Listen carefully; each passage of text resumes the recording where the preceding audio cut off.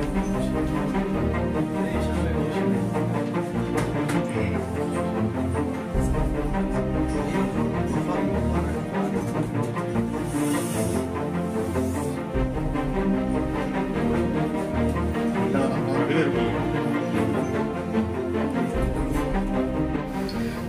आदाब। मैं सर सखी और आप देख रहे हैं समाचार भारत।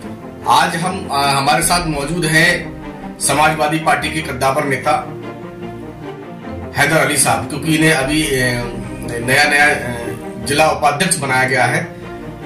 इसके लिए बहुत बहुत बधाई इनको।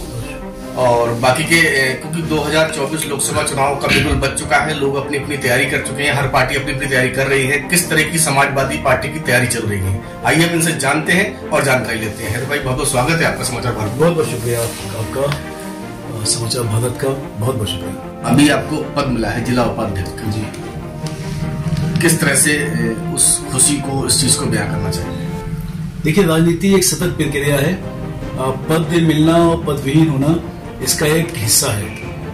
आज मुझे पद मिल गया है, इससे पहले मेरे पास पद नहीं था। और हम एक्चुअली समाजवादी पार्टी के सिपाही हैं और उसी सिपाही की हैसियत से, भले पद हो या ना हो, आज पद है तो पद की हैसियत से लड़ेंगे, अन्यथा हम सिपाही की हैसियत से सदा समाजवादी पार्टी के लिए पहले भी लड़ते रहे थे। और जनता की आवाज हमने पहले भी उठाई, आप लोगों के सहयोग से वो जनता तक पहुंची भी और आगे भी उठा। बड़ा संघर्ष किया है समाजवादी पार्टी में आपने, और बहुत समय से बहुत सक्रिय कार्यकर्ता के रूप में, बहुत सक्रिय नेता के रूप में पार्टी को मजबूत करने का काम किया है।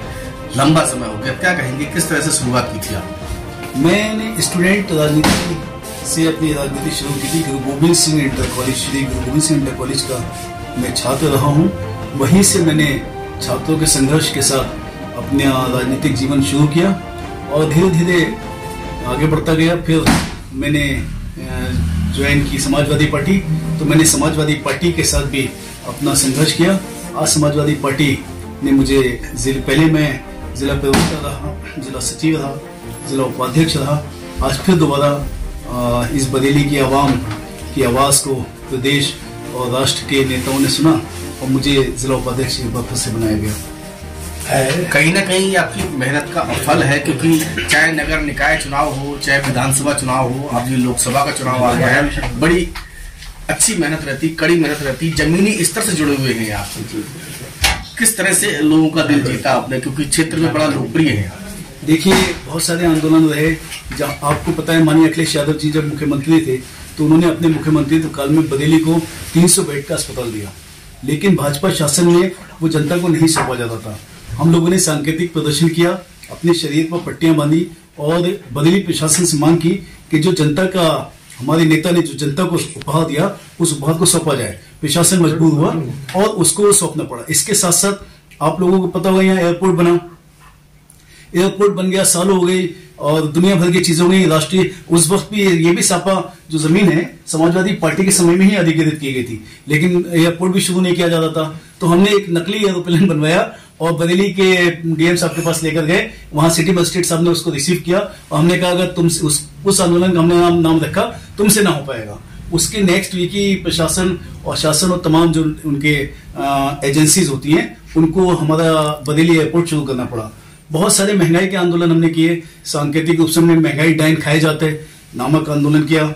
अभी चंदपुर बिजपुरी में हजरत औघा शाह रहमतुल्लाह अलैह का मज़ार शरीफ शहीद किया गया।